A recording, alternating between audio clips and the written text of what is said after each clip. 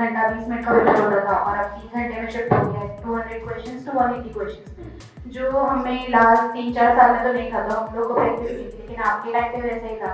तो आप उसको कैसे, मतलब पेपर अटैकिंग स्ट्रेटजी आपकी कैसी थी, मतलब पहले कौन सा सब्जेक्ट है कि नहीं, इसमें देखो कॉम्पिटिटिव एग्जाम में सबसे अच्छी बात क्या है कि अच्छा बुरा जो होगा सबके लिए।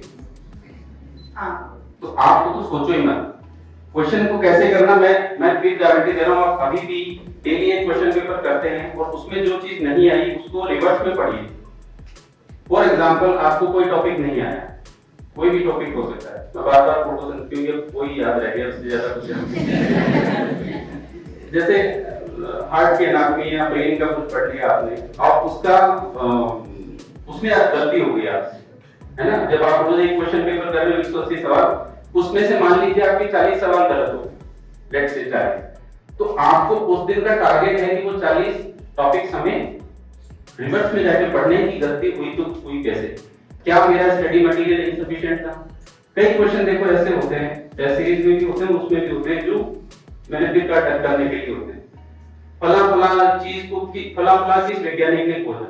अब वैज्ञानिक तो बहुत सारे हुए हैं, तो उसको डील करने का तरीका है जो मैंने कहा, एक रजिस्टर बनाओ, उसमें लिख लो लाइन फला न्यूरॉन सेल की खोज फला वैज्ञानिक ने करी। उससे ज्यादा उसमें थ्योरी हो नहीं सकती। ये तो पूछ नहीं सकता वैज्ञानिक ने कितने सांस किए।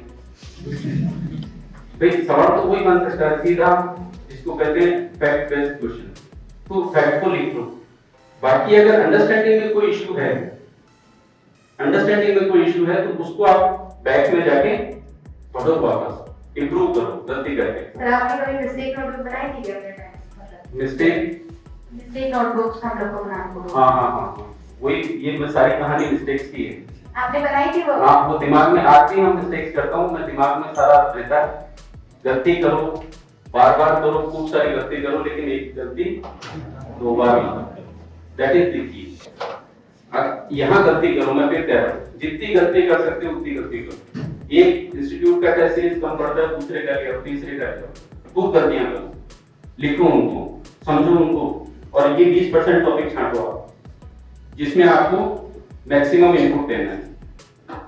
वो डिसाइड करेंगे कि कौन कहाँ जाएगा। वो 20% टॉपिक आपकी इंडिविजुअल 20% टॉपिक, किसी इंपॉर्टेंट किसी पे मत जाना, आपको पता होना चाहिए इसमें से सवाल आता है और मेरा कमजोर है, दैट कंस्टिट्यूट 20%। उस पे पूरा फोकस करो, ठीक है। Thank you.